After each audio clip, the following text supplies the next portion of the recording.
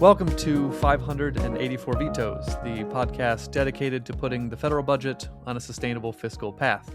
I'm Tom Church. Today I'm joined by my colleague Brian Miller and Karen Jackson. Karen is a current SHIP counselor, an independent board member on several healthcare organizations, and the former Deputy Chief Operating Officer at CMS. Hello, Brian, but really, hello, Karen. How are you?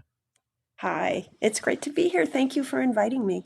I was going to say, I'm very happy to be second fiddle to her, especially since, as I always say this, and it makes her blush, she actually made my career possible by introducing me to a variety of incredible people, including a litany of former CMS administrators, one of which, whom we all know, Gail Walensky, who adopted me as her policy child. Well, thank you, Karen. I guess I have you to, we have her to blame for you. Yeah. We can blame Karen for my existence. It's all her fault. Amazing. Well, hey, we got you on here today to talk about some Medicare processing policy. You guys worked on a paper with is it Luke Anderson called "The Forgotten Opportunity: Improving Traditional Medicare Program Opportunities," which is it's a mouthful, but we're going to talk about Medicare Administrative Contractor payments. We're going to talk about how Medicare actually works. I think it's amazing to have Karen here to get into that because you actually oversaw that, worked like in the gritty details on that. Before we do that, can you, Karen, tell us a little bit about your career? Like, how did you end up coming to this issue, and what did you end up doing as Deputy Chief Operating Officer at CMS? Sure. Well, thank you. And thank you again for inviting me to talk and sort of geek out on Medicare operations. I had the real honor of being at the Centers for Medicare and Medicaid Services when it was the Healthcare Financing Administration. I came into federal service as a presidential management intern many, many years ago, and throughout my time at CMS, had some really wonderful opportunities to both work on systems initiatives and the beginnings of some of the contract kind of performance-based contracting that we adopted when Medicare contracting reform was included as part of the the Medicare Modernization and Prescription Drug Improvement Act of 2003. You guys were probably still babies then. No, I was in college. I was in organic chemistry lab. I was a congressional page. I was actually there when they held the vote open in the House for hours. Passed the legislation. Yeah. We kept hoping and hoping and hoping to get this little provision of Medicare contracting reform added to that big law around the establishment of the prescription drug benefit and a whole bunch of other things. And it was a really significant part of some of the modernization activities supporting the infrastructure of Medicare fee-for-service payment processing, and also led the way to the establishment of some of the more streamlined, I know it doesn't feel streamlined, but it was streamlined, structures and processes that were enabled through the contract consolidation that we did, starting with the contracting reform permissions. And just a little teeny bit of history there. That will sort of set the stage. And I'll do it now because I'll forget about it if I don't. When Medicare was established, way back in 1965, I think we're all aware of some of the compromises that were made to get agreement on the legislation. And the hospitals wanted to continue to work with the health insurers with whom they had been working. Physicians through the American Medical Association and other entities at the time were not altogether enthusiastic about payment for healthcare services for seniors. And one of the big first compromises was using the existing entities who worked with hospitals and doctors at the establishment of the program. And there was this really weird kind of provision for where hospitals could nominate who was going to be their claims processor. And so they did. And that was how Blue Cross and Blue Shield Association and all of the local Blue plans became such a significant part of the initial Medicare program establishment. Same thing on the Blue Shield side. AMA kind of like the Blue Shield plans a long time ago.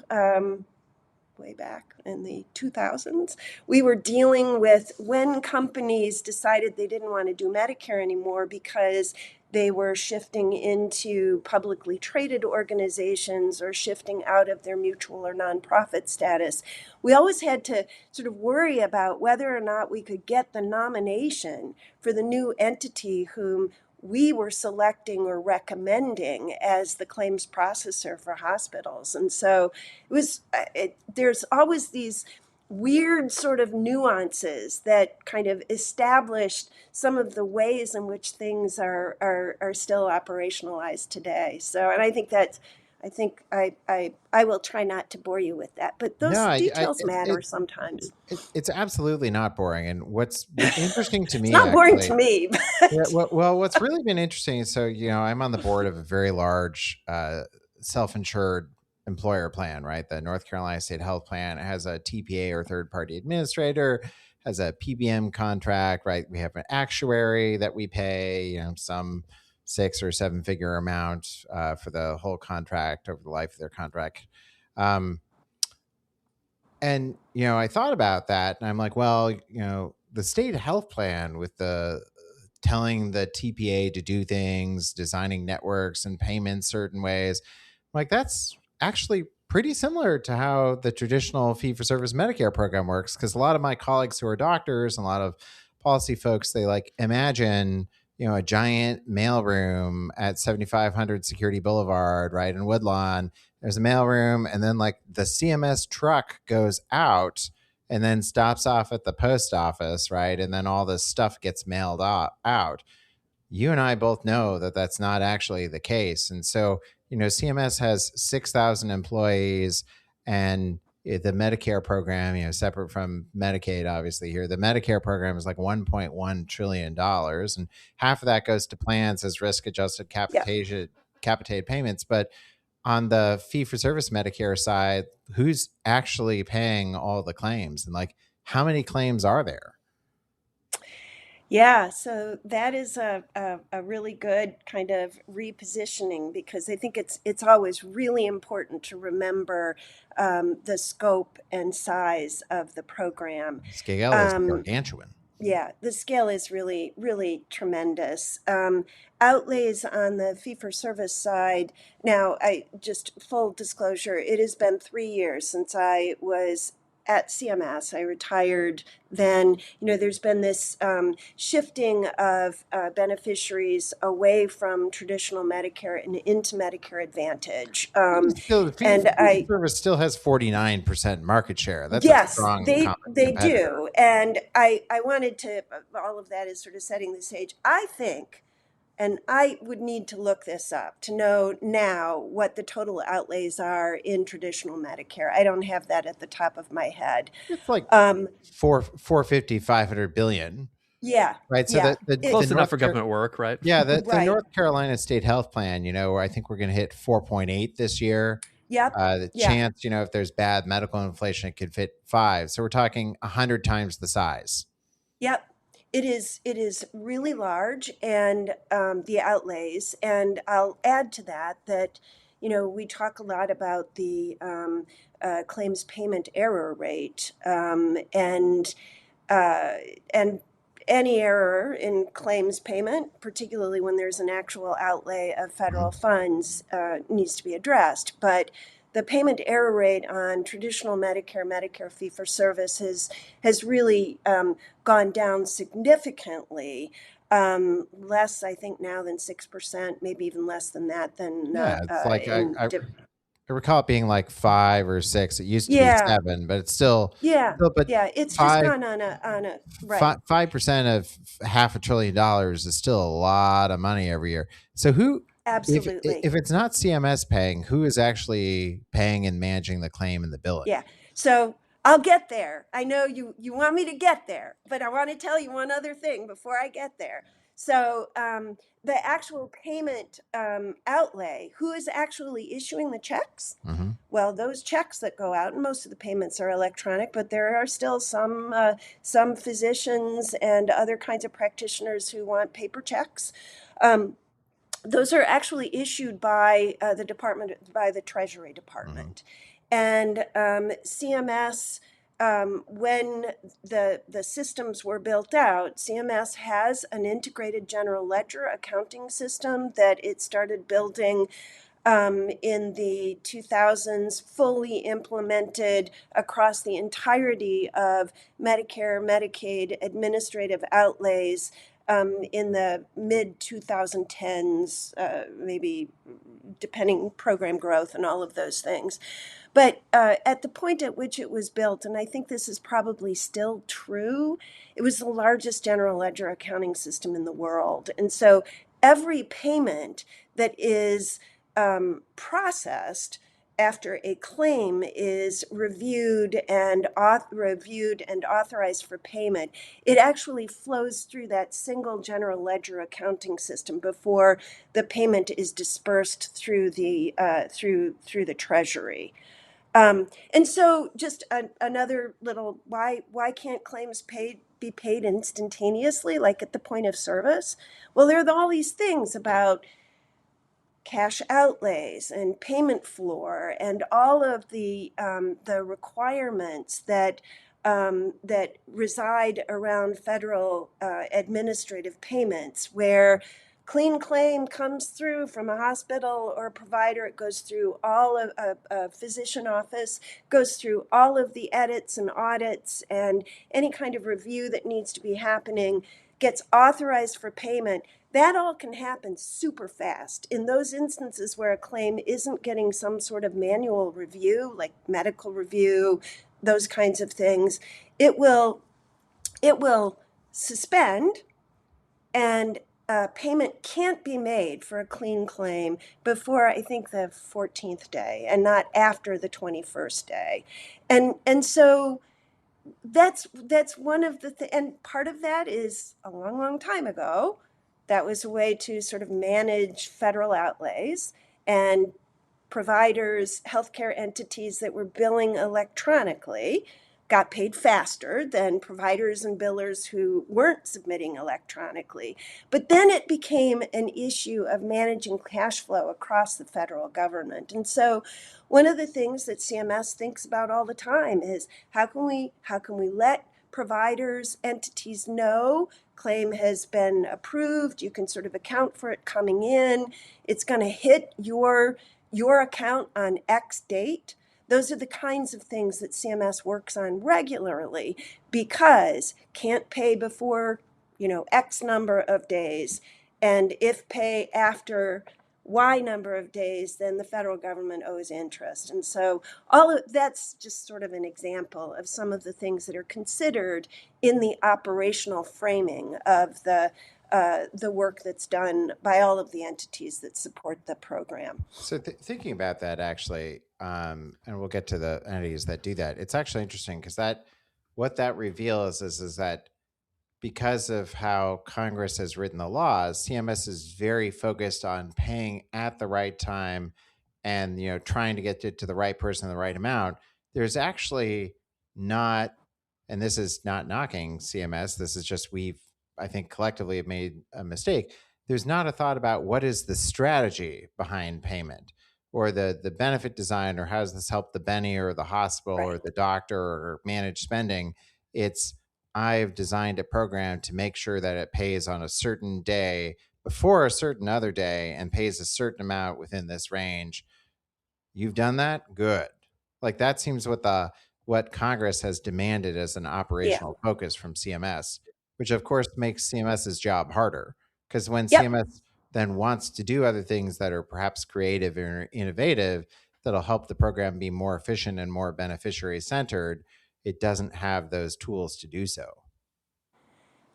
I think that is generally true. And I think it is important, as as we think about ways to improve the program and appropriately critique the program as it currently is operationalized, because there is always opportunity for making it work better.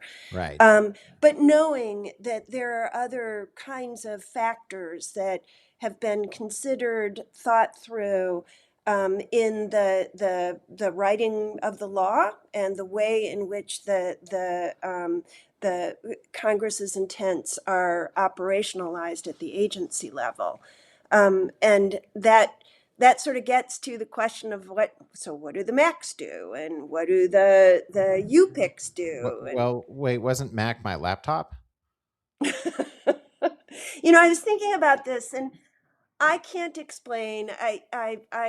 When I was at CMS, and I continued to I use the term claims administration contractors, because MAC can mean a whole bunch of different things, including MACs existed before the Medicare Modernization Act was passed. It was passed in 2003, and I think the first Macintosh was rolled out, in Yeah, 19... well, it was the Apple II. There's the Apple One, and then there's the Apple II, the Right, Apple IIe, right. and then we got the Right, but the Classic. appellation of the Mac, Yeah. that preceded the Macs, and there, of course, you can probably imagine lots of discussions about what to call these entities, and CMS and the drafters on the Hill, I think, landed on Macs, and we always, in government, we live and die by the acronyms that we develop, and you can't get away from them, so they're Macs.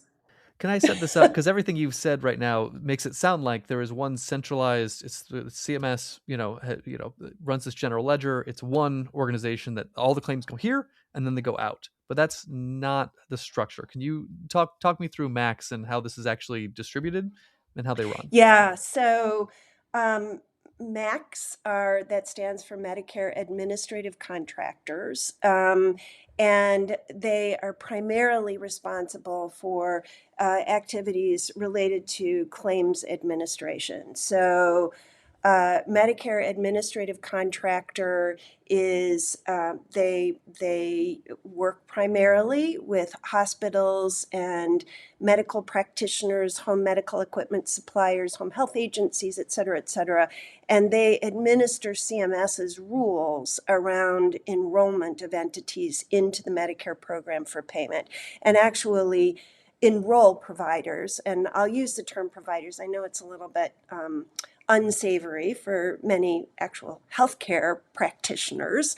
but I'll just use that because it comes out easily. So they administer the requirements around provider enrollment, get entities set up to actually bill Medicare. They receive claims from providers, mostly electronic. I think probably like 99.99% of the claims are now electronic. Which is great. And yeah, it is good, but I'll tell you that 0.01% is really expensive to process, because it's got to get scanned in, and there's just a whole bunch of stuff that adds cost. And so front door for providers, getting them enrolled, getting them tuned in to Medicare payment rules and how they would be administered at the local level. MACs have responsibility for specific jurisdictions, and those jurisdictions are done at the state level, and jurisdictions are multiple states, mostly contiguous states. And there too, I will say, the original jurisdictions were largely, if you looked at and tried to line up the jurisdictional model to where things were getting processed before the legislation was passed, where beneficiaries were getting their Social Security numbers, and their eligibility and enrollment information for Social Security was coming in, you would be able to see those lines. So the jurisdictions are state groups, geographic. There are MACs that process A and B claims, so hospital claims, practitioner claims. There are specialty MACs that process home health claims, others that process home medical equipment. They all use essentially the same system to process that is contracted separately by CMS. And CMS administers the change process for all of those systems. But there are local edits that individual MACs have in place to support specific providers that are licensed in individual states, or local medical review policy, and we can get into that. It's a reflection of local practice patterns and sort of the makeup of the health delivery system processes in individual jurisdictions. So the system for a MAC that administers claims in California, Washington, Oregon, for example, it's going to be the same system, but there are going to be edits and audits that will be different in that system than, for example, the system that is fully implemented for the state of Florida. They use a claims processing system that is supplied by CMS, changed by CMS in collaboration with a whole bunch of other entities. But they also kind of run the system to go with the edits and audits that they have in place to support sort of local practice. So it sounds like, the regionalization is good for the clinicians in that it allows you, instead of having a single entity to interact with that might be thousands of miles away from you, you have functionally a more localized version of the plan, the fee-for-service plan that you as the doctor or hospital or home health provider can interact with. I guess then, sort of a couple of questions come to mind. One is, so for running Medicare, is CMS running Medicare or is the contractors? Because it sounds like the contractors, and that's not, to impugn CMS, but it seems like CMS is sort of the administrator and the contractors are the operational executioner of the program. Do you think that's accurate? I think that's a fair characterization. I think we could pick at it a fair bit in terms of like who does what. CMS certainly designed and sort of set the strategy for the contractor and operational model. But Although, if I may interject, is CMS set that strategy for contracting within very narrowly defined statutory limits. Yes, the limits, there are limits that have been established It's like about in the law. 1 centimeter of maneuvering space for CMS on Macs. Because if we think about it, like the Mac model, I mean, it's totally different from, say, defense contracting or other areas of government, because what we've fundamentally said is, hey, we have this $500 billion safety net program. Let's do a sole source operational contract for the key operational provisions, which actually sort of, as I would understand it, would then tie CMS's hands quite a bit. Because if you break the core operations by trying to do something differently, you've broken Medicare. So doesn't that create a sort of anti-innovation incentive, and not in a bad way, but it makes it hard to improve or not in a derogatory, but like structurally, you've made it hard for CMS and folks who have lots of experience to improve the program. I think so. Fair statement. Not sure I fully agree. Recognizing that I spent a lot of my intellectual energy and physical energy trying to make sure that everything worked. Right. I do think that CMS, and particularly in the operational space, the obligation, just we talked about national outlays on an annual basis. It's huge. We don't. It is huge, and federal. I shouldn't generalize here. I can say that CMS is very conscious of the implications of operational disruption Right. on the healthcare industry, and that matters tremendously. And it is a large factor in terms of how decision making has been done in the past. Lots of thought given to what is the risk, the potential risk of doing this. How can we ameliorate those risks, what risks are just non-negotiable in terms of the things that we will not do. And I fully agree with you, right? Because with that sort of contracting and structural model, CMS can't meaningfully change a lot of operations because of the risk for that. Because, I was just I finished hospital service yesterday, and imagine if we, magically didn't pay claims for, the old lady awaiting her TAVR, right? The transcatheter aortic Yeah. valve, or the person going for their oncology appointment. It's just, oh, oops, the claims processor screwed up, or actually we accidentally disenrolled your cardiac surgeon, right? Like all of those things are very, very bad. So I completely Yes. understand and am not just empathetic, but also sympathetic to CMS having that risk aversion approach.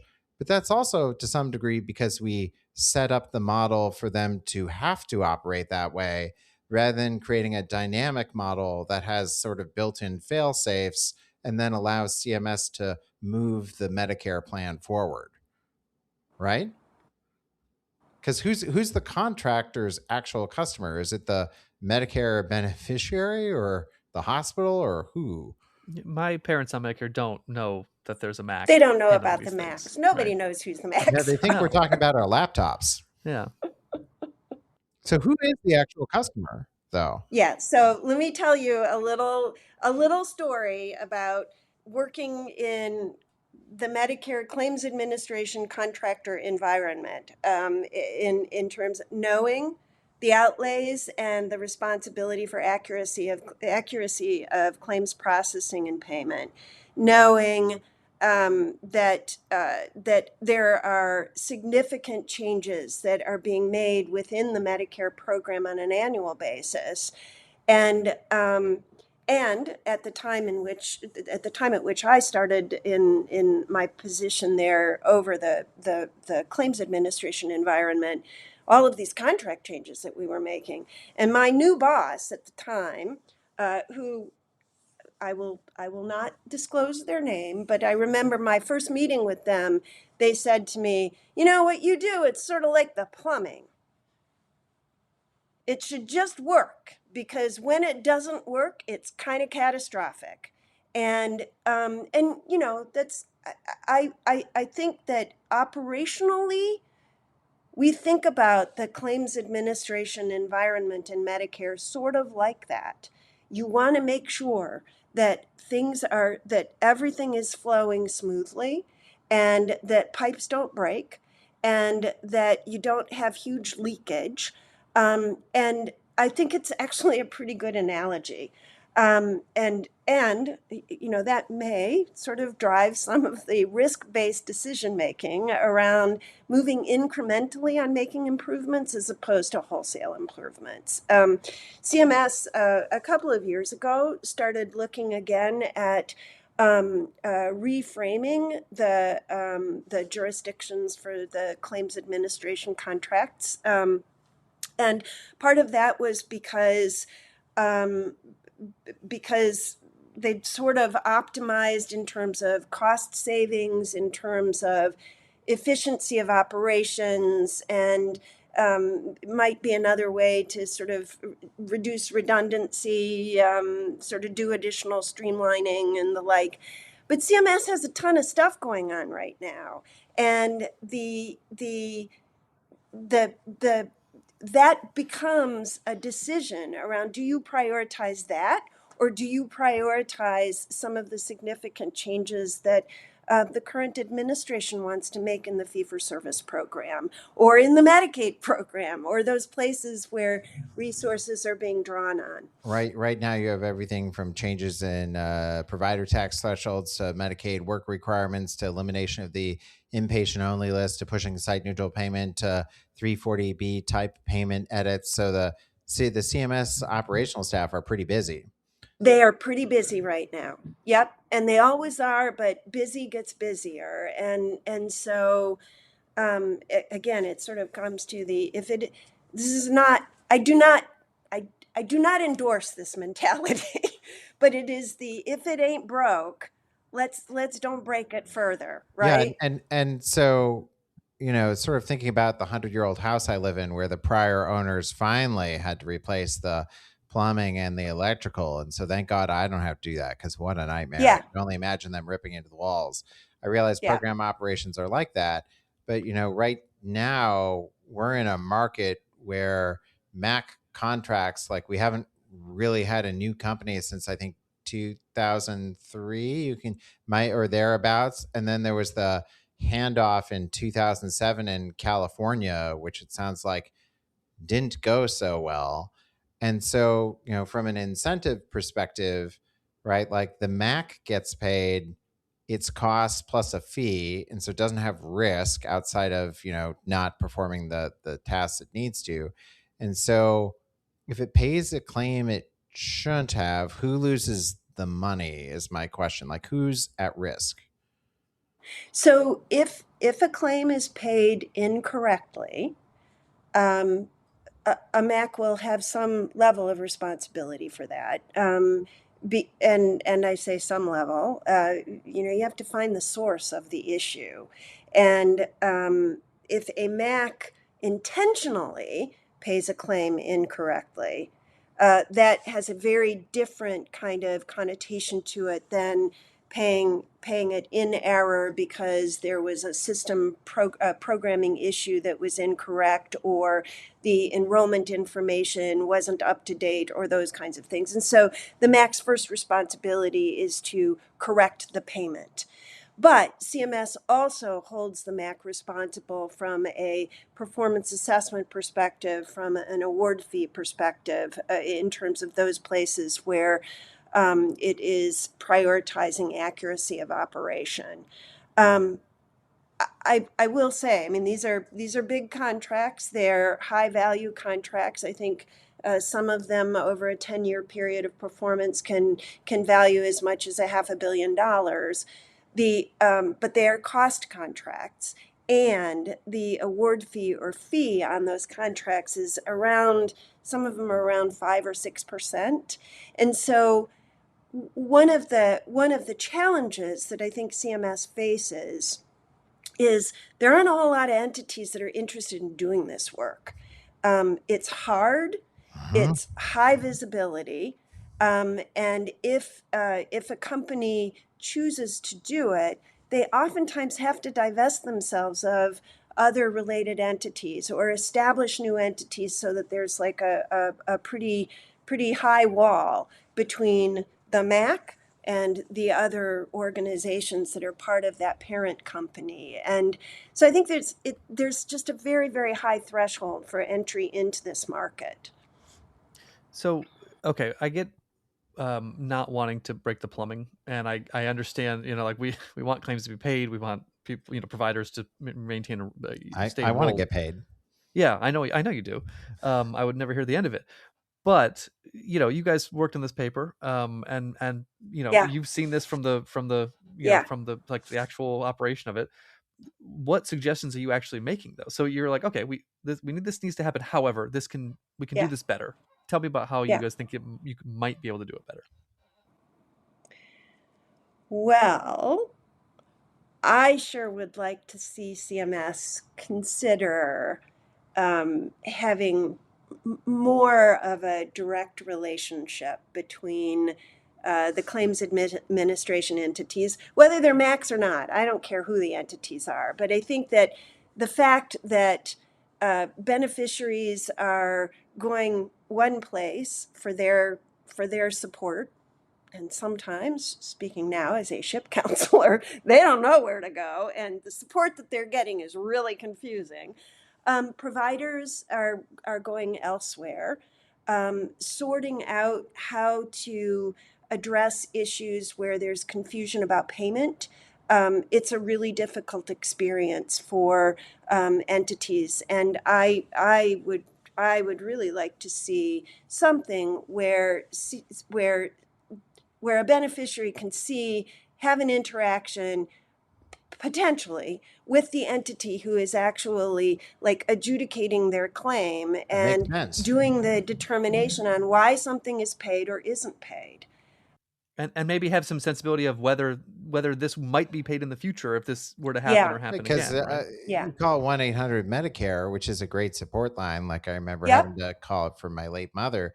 it works very well. But then the answer is like, oh, well, actually, you need to call this other organization. And Yep. as the arguably one of the most educated healthcare policy insurance shopping customers ever, like I immediately knew what they meant and what to Yeah. call. And I was like, oh, thank you very much. And of course, I hung up after like 30 seconds. But that's not the case for most people. Like most people don't know what a Mac is. They think CMS is their plan, and CMS isn't. So having the beneficiary have that direct relationship with the Mac, right, and choose a Mac based upon what works best for the Benny, because Yeah. I mean, you probably see this as a ship counselor. I see it as a doctor. So we see different sides of the same coin, but people have basic sets of needs. But then beyond that, as more stuff happens, they have more customized needs.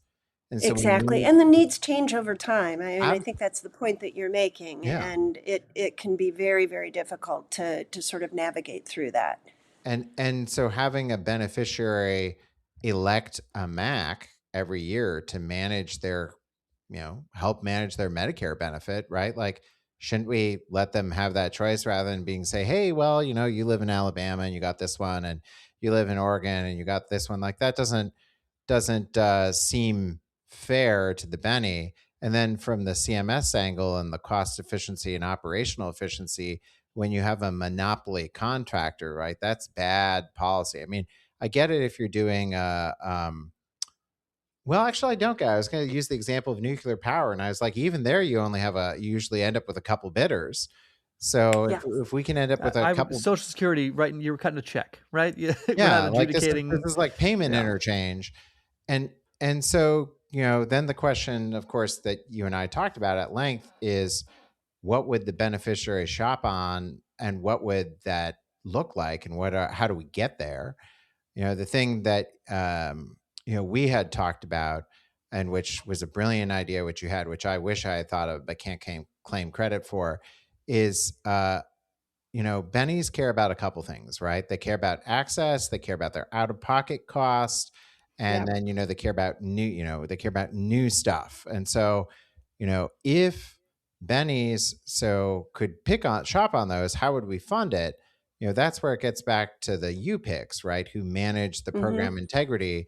And if we want, just like with medical licensure, if you want localized oversight of payment, reintegrating the UPIC function back into Max, and then saying, hey, I want to give the Mac the incentive to Yeah. compete and do a really Yeah. good job, Yeah. return those savings to the Benny and give them three choices. One is give them like a Part B premium rebate, because one of the concerns we've had in the Medicare market writ large is that, fee for service is expensive and becoming unaffordable relative to Yeah. MA outside of wealthy people. So this could potentially, a Part B premium rebate from competition could provide access to the middle class, for example. The truly poor are dual eligibles, which is a different can of worms. So have a Part B premium rebate. Potentially another alternative would be to pay providers more. So you pay rural hospitals more, pay certain Yeah. specialists more to get more access, to that rheumatologist in upstate New York. And then the third was, cover new technology, right? So if there's new software and CMS doesn't have a national coverage decision, let the Max say, I think this has value. And then Max Yeah. could, have a very clear trade-off of what they're offering bennies. My thought, and curious for your thoughts, is I think CMS could do some of this administratively, but some of it would require new statutory authority. Yeah, certainly. I mean, the rebate on premiums would be, I suspect, a very significant issue that would require a lot of, Hugely but positive issue, right? Because it would be yeah, yeah, improving, yeah, you'd be using fraud, waste, and abuse to fund a more affordable Medicare program, and you'd be exactly. introducing competition in fee for service program operations where there currently isn't any for a $500 billion program, which is insane to think Right. about. But not something you could do administratively, or Karen, at your old position, right, at CMS, right? Like, No, who would you go that to isn't say, something. here's, we want to do this. Here's who makes it happen. Yeah, so I think that's a really important point, and one of the things that certainly we've talked about a little bit is, is it possible for CMS to sort of think about the traditional Medicare benefit in a little bit different way than purely sort of administratively, but it is actually a benefit that competes with Medicare Advantage, and Right. so you're looking for ways to partner with beneficiaries to make sure that they're getting the care that they need and the appropriate level, and they benefit from that, and your kind of operational and administrative infrastructure has enough kind of flexibility and mobility to be able to adapt quickly. And that is certainly CMS, speaking of my colleagues who I think the world of, has the capacity to do this. It's just they have so much on their plate, and this right now is just not something that I think is a discussion point. So they could do the multi-MAC competition in the region right now administratively through Yes. contracting. Could they also reintegrate the UPICs, the program integrity contractors, back in? So they could. I Yeah, that is something that was done at CMS's discretion with lots and lots of administration support, but on both sides. Yeah, so So they could yeah, do that, but then the sort of paying providers more, the Part B premium rebate or the covering new technology, that would have to be Congress. And that would that be would have to be Congress. and that Yes. but the administrative part, CMS could tee that up and then Congress could do that to support a stronger, more efficient and viable fee for service program that's actually focused on the beneficiary and their needs instead of focus on paying after day 14 and before day 30 and making sure that we don't get, early payment problems or late payment problems with administrative Right. penalties and making, worrying about the gypsy floor and all those, right? Like Congress would be able to empower the market competition to help the Benny while still having a super strong regulator. Yeah, and there's some really positive signs, I think. I mean, CMS has undertaken this uh, uh, really interesting procurement for claims core system like prototype that looking at commercial entities to see if they are able to approximate CMS payment rules in a commercially based system. They launched this about a year ago. Be really interesting to see if this is something that actually is able to move forward. That, I think, should that happen, creates all sorts of capacity that didn't previously exist. The concept has to be proved. It's got to look, like a Medicare payment has got to look like a Medicare payment, or else it will get lots and lots of attention. But it's dealing with those kind of core infrastructure issues around how technology can be adapted to support the kinds of things that we've talked about. That's really exciting work, and I have a lot of hope and optimism that something good is going to come out of this. I have one last question for you, and I have to ask Yeah, from the Silicon Valley position at Hoover. We're out surrounded by the AI companies. It's all I can really hear about or talk about with people there. These Mac systems handle all these claims. What would it take for? I mean, I'm sure OpenAI or Anthropic would look at this and say, we can automate this. We can do pretty good. We can do this with, and be responsive to beneficiaries. What would it take for any Macs to say, yeah, we're going to open up AI to this, we're going to integrate it, and we're going to like your suggestion, let's have some multiple yeah, Macs that beneficiaries can choose from. yeah, One of them can compete on responsiveness. How yeah, easy would that be yeah. to implement or to allow? Who?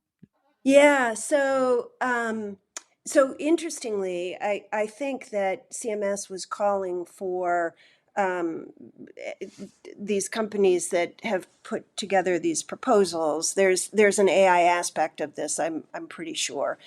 The thing that is absolutely essential is traceability, and being able to see how payment rules were applied, whether they were applied appropriately, consistent with all of the panoply of policy that is at play on complex claims adjudication. don't I don't doubt that this can happen. It's just a question of whether or not the models are able to do it yet, and whether or not there's an ability to show sort of full traceability. I think that, again, we've got to make sure that there's confidence in what CMS is doing in terms of administering the program. That's a really, like, trust in the program is like a really important factor here, and carrying that through would be essential. Yeah, I was going to say, I think that I've used AI for dealing with airline issues and dealing with, appliance problems. And I realize that healthcare is more complexity than that, but having that optional interface, not a requirement, but an optional interface Yeah, for bennies, and sort of using technology to better support bennies in the way that meets their needs, right? So it could be, you have now deburdened the call center for the folks who need the call center because other people are using an AI chatbot or yeah, some AI technology, or yeah, you use AI yeah. to make the ops more efficient and be a better Mac. So I think that there are lots of interesting options here. I know, that Medicare program operations aren't often sort of like a sexy issue. We don't often talk about it in policy world. Super important. Plan operations matter a lot, especially for a Yep. $500 billion health plan, right? I'll say that again. A $500 billion health plan operations matter because that shapes your structure and your performance. There's not really a lobby or a trade association for bennies who want a better claims processor. Who do you think would be the natural champion for this? Well, I think that's part of the issue here. There's It's not a just people who've clear, spent their career on it, and then yeah, and yeah. say we can do this better. We could do this better. I think there's there is a small population of people who can say, I mean, lots of us can say we can do this better. It's being able to actually develop a feasible approach. I know I sound like a bureaucrat now, but No, but we need bureaucrats to help get this stuff right, right? Like, yeah, you're one of the few people who has the experience who can credibly say, we can't, like, CMS does a good job, but we can also do better. And I think yeah, that's a really powerful message, because it says, fee for service Medicare, everyone always talks about benefit design, all those things, and those matter. But we also have to improve how the program works and make it work better for the bennies and the yes, interface with the program. yeah. Yeah, I think that's, I mean, can't say more than that, Brian. I mean, that is always the objective, I think, that we all need to have. I think with that probably gives us our homework to work on for the next year. We can fix it within then. Karen, we'll have you on Yeah, in within a that. year, and we'll talk about the We'll success of solve the the new Mac Medicare program. problems. Yeah, that'd be terrific. Well, thank you so much for joining me, Brian. Great chatting with you as always. Karen, so helpful to get your expertise and information on what we think is a really really interesting program operations problem Me that too. someone Me has to too. do, and you've done for a long time. Exactly. Yeah. Well, thank you so much for having me and putting up with my ramblings this past few minutes. Can't wait to do it again.